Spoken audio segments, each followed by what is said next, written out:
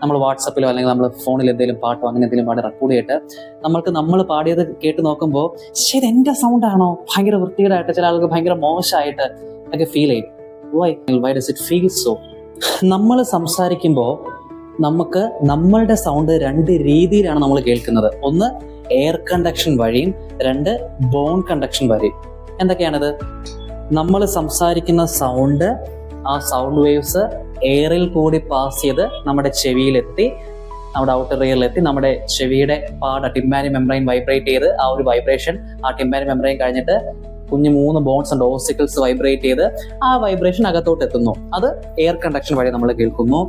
2, നമ്മൾ bone vibration വഴി കേൾക്കും. എന്താണ് ബോൺ വൈബ്രേഷൻ വഴി കേൾക്കുന്നത്? ബോൺ കണ്ടക്ഷൻ, അതായത് ശബ്ദങ്ങൾ നമ്മൾ എങ്ങനെ സംസാരിക്കും, നമ്മുടെ വോക്കൽ കോഡ് വൈബ്രേറ്റ് ചെയ്യും അല്ലെ. ഈ വൈബ്രേഷൻ നമ്മൾ ജോ മൂവ് ചെയ്താണ് സംസാരിക്കുക. അപ്പൊ ഈ ഒരു ജോ മൂവ്മെന്റ്സ് എല്ലാം കാരണം നമ്മുടെ സ്കള്ള് വൈബ്രേറ്റ് ചെയ്യും.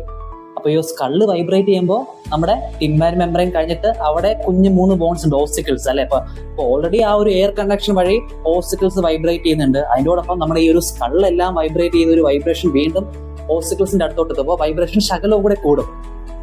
മനസ്സിലായി? അപ്പൊ അതാണ് ബോൺ കണ്ടക്ഷൻ വഴി വൈബ്രേറ്റ് ചെയ്ത് നമ്മൾ സംസാരിക്കുമ്പോൾ കേൾക്കുന്നു എന്നുള്ളത്. അപ്പം സോ നമ്മളൊരു ഫോണിൽ റെക്കോർഡ് ചെയ്തിട്ട് കേൾക്കുമ്പോൾ അവിടെ നമ്മൾ ഏത് മെത്തേഡിൽ കൂടി ആയിരിക്കും നമ്മൾ കൂടുതലും കേൾക്കുന്നത്? ആലോചിച്ച് നോക്കിയാൽ, നമ്മൾ ഫോണിൽ റെക്കോർഡ് ചെയ്തിട്ട് നമ്മൾ ഫോൺ വഴി നമ്മളിങ്ങനെ കേൾക്കുമ്പോൾ ആ ഒരു നമ്മുടെ സൗണ്ട് എയർ കണ്ടക്ഷൻ വഴി ആയിരിക്കും കൂടുതൽ നമ്മൾ കേൾക്കുന്നത്. അവിടെ ആ ഒരു ബോൺ കണ്ടക്ഷന്റെ ബൂസ്റ്റിംഗ് ഭയങ്കര കുറവായിരിക്കില്ലേ? കാരണം കൂടുതലും ഫോണിന്റെ സ്പീക്കറിൽ കൂടി നേരെ എയർ വഴി ആയിരിക്കും ശബ്ദങ്ങൾ നമ്മുടെ ചെവിയുടെ ഉള്ളിലോട്ട് കേൾക്കുന്നത്.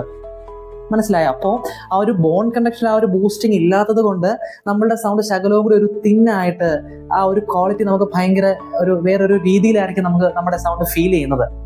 അപ്പോൾ നമ്മൾ സംസാരിക്കുന്ന സൗണ്ട് നമ്മൾ സ്വയം കേൾക്കുമ്പോൾ അവിടെ എയർ കണ്ടക്ഷൻ വഴിയും ബോൺ കണ്ടക്ഷൻ വഴിയും നമ്മൾ ശബ്ദം കേൾക്കും. അപ്പോൾ ആ ഒരു 2 വൈബ്രേഷന്റെ ബൂസ്റ്റിങ്ങും കാരണം നമുക്ക് നമ്മളുടെ സൗണ്ട് ശകലവും കൂടി ബാസ് ആയിട്ട്, ശകലവും കൂടി റിച്ച് ആയിട്ട് ഫീൽ ചെയ്യും. അതേസമയം നമ്മളൊരു റെക്കോർഡിംഗിൽ കേൾക്കുമ്പോൾ അവിടെ എന്താ, ബോൺ കണ്ടക്ഷന്റെ റോള് കുറവായിരിക്കും. കൂടുതലും ശബ്ദങ്ങൾ എയർ കണ്ടക്ഷൻ വഴിയായിരിക്കും നമ്മൾ കേൾക്കുന്നത്. സോ അതുകൊണ്ടാണ്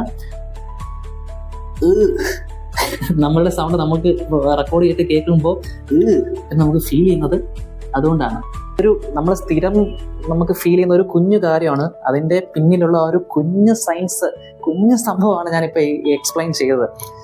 യെസ്, നിങ്ങൾക്ക് മനസ്സിലായെന്ന് വിശ്വസിക്കുന്നു. ആൻഡ് ഞാൻ ഓഡിയോളജിസ്റ്റ് നിഖിൽ.